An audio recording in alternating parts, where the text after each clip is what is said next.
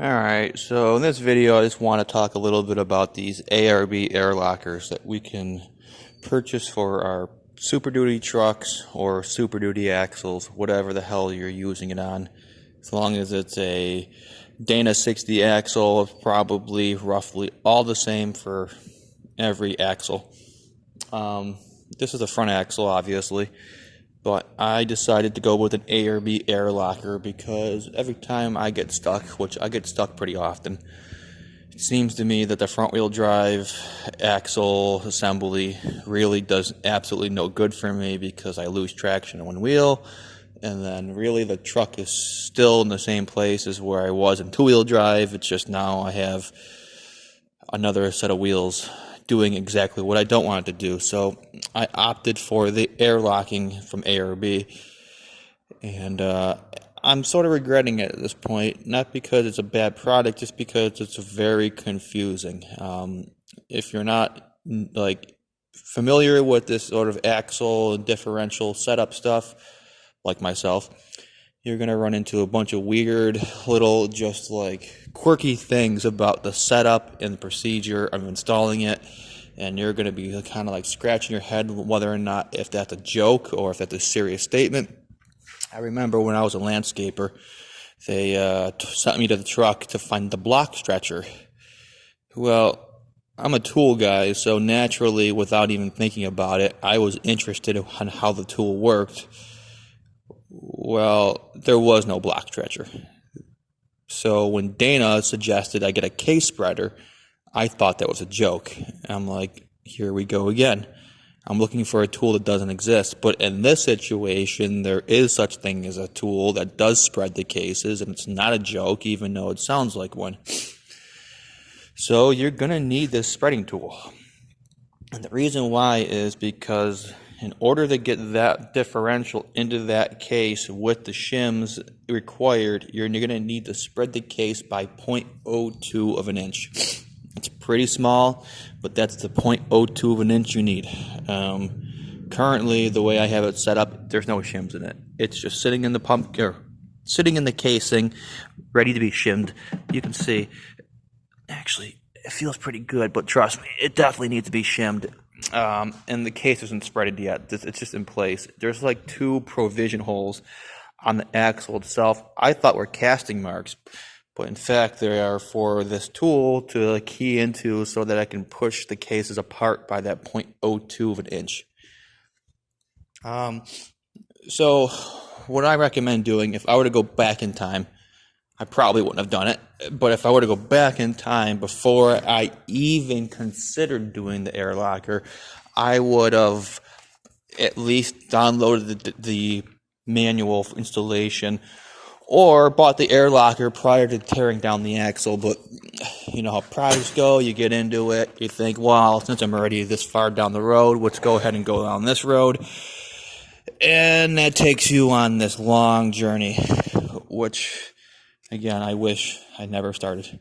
But in either case, you're going to need to read the manual, and it's going to give you a bunch of information about what tools you might need, just tips and tricks, telling you how to drill the bulkhead stuff, how to remove the bearings, and then it tells you some weird stuff. And it's actually, the instructions are very well laid out. It's just not very clear, due to there being so many different axles out there with so many different setups.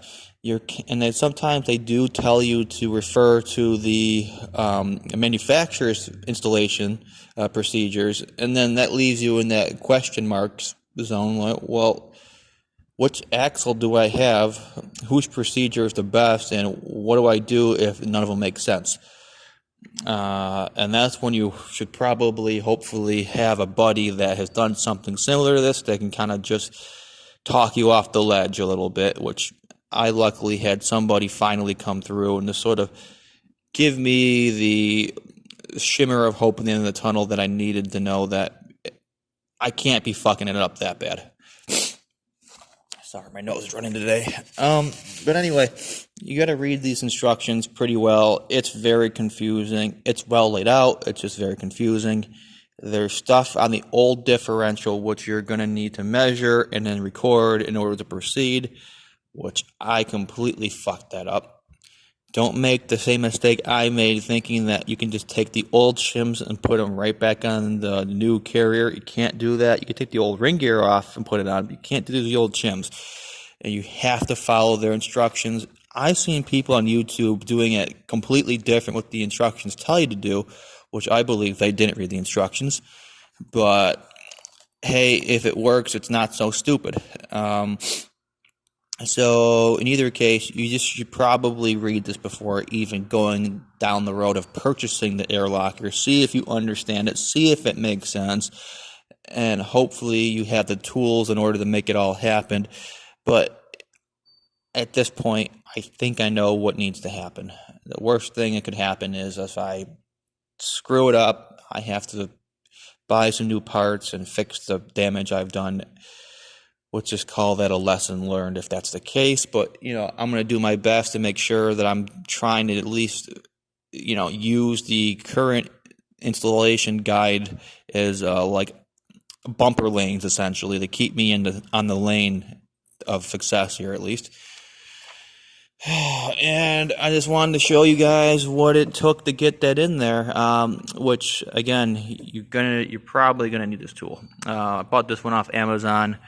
It's not like the best one out there. It worked. I don't know what to say about it other than it works-ish. I mean, ish being, like, what is it really doing? It's moving cast iron case 0.02. For the $100+ you spend in the tool, you're moving something 0.02 of an inch. It seems ridiculous. But if you want to do it, you want to do it right, and you don't want to come back in and have to redo it, just recommend just biting the bullet, buying the right tools, and just, buy once, cry once type of situation. And then hopefully one of your asshole buddies decide to show up at your shop one day and ask you, hey, remember that one time? And you go, yeah, I do remember that one time. And then you tell them that all the tools that you spent cost you a small fortune, and you'll rent them the tools for a small fortune, right? Other than that, that's really it on this subject. I just wanted to make sure everyone understood that this ARB air locker installation is not just a quick one-day swap over. There actually is a quite bit involved in getting it all set up properly, which I am not nearly a professional in that field, and I don't even think I have enough experience to even speak on the topic, but I'm going to give you the real-life experience conversation. This is actually a real video. It's unedited, unscripted. I'm not sponsored. This is a project that I decided to tackle on my own. I don't know anybody who does this kind of work.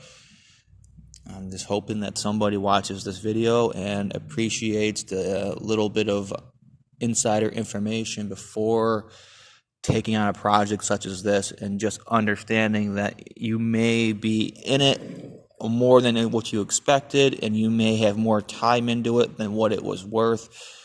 But what is your time worth to you is up to you, not to me, not to anybody else.